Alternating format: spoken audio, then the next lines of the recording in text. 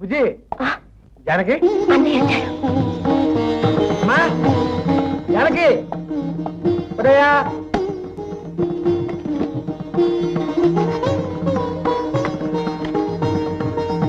నేను చూడాలని సరాసరి ఫ్లైట్ దిగి ఇంటికి కూడా రాకుండా కాలేజీకి వెళ్ళాను. నువ్వేమో చదువు మానేసి ఇంట్లో కూర్చున్నావు పెద్ద పేరెంట్ అలా. నీ విషయం నాతో మాట్లాడాలని ఆనందం వెంట పెట్టుకొచ్చాను. ఇంతకు ఆయన ఇంట్లో ఉన్నాడా లేదా? ఇదిగో ఆయన గారి స్టిక్. జానకి చీర, అమ్మకి చీర. ఇంతకి నీకేం తీసుకొచ్చానో తెలుసా? ఇదిగో మీ చెల్లి కొన్ని వస్తువులన్నీ ఇందులో ఉన్నాయి. ఇదిగోనమ్మా మీకోసం bell bottoms, goggles, Rolex watch, camera, ఒకటేమిటి నీకేమి ఇష్టం అన్ని పట్టుకొచ్చేసాను. ఇవన్నీ నాన్నకు తెలియకుండా దాచుకో. అన్నట్టు కుంకుమ ఇది. మీకు రంగురంగుల కుంకుమ అంటే ఎంతో ఇష్టం కదా, పట్టుకొచ్చేసాను. చీరకో రంగు పెట్టుకోవచ్చు.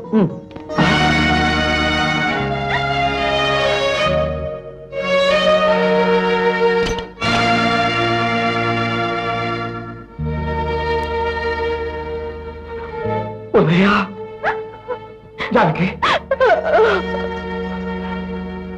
అమ్మా అమ్మా మాట్లాడవే అమ్మా, నువ్వేనా చెప్పు. ఉదయకి ఏమైందమ్మా? చెప్పమ్మా చెప్పు. దాని దౌర్భాగ్యం బాబు. ఆడపిల్ల జీవితంలో ఏది జరగాలని కోరుకుంటుందో అది జరిగింది. జీవితాంతం ఏది జరగకూడదని కోరుకుంటుందో అది జరిగిపోయింది బాబు. అన్నగా ఆడపడుచుకు నువ్వు పెట్టే పసుపు కుంకుమ దానికి కరువైపోయింది బాబు.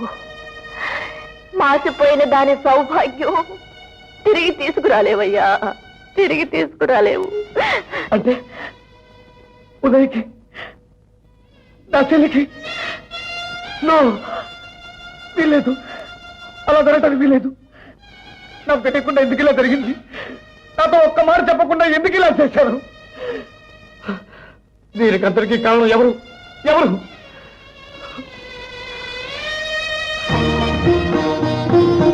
అర్థమైందమ్మా, దీనికంతటికీ కారణం ఎవరో ఇప్పుడు అర్థమైంది.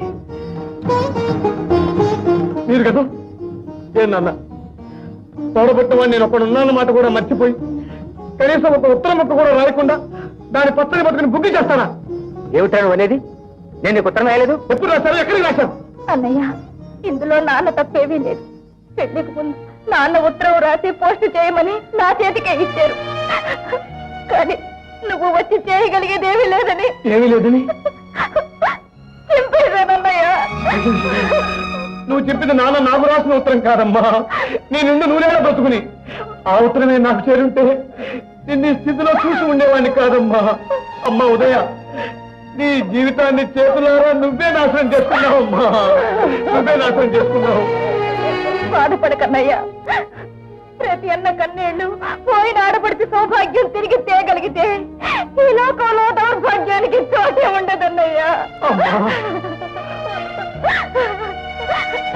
తిరిగిపోయిన కలగా, తిరిగిపోయిన శిలగా నాలాంటి వాళ్ళు బ్రతకడం అనవసరం అన్నయ్యా.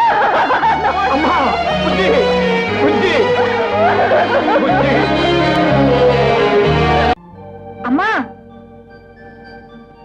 అక్కయ్య పద్మగారింటికి పేరంటానికి వెళ్ళారు.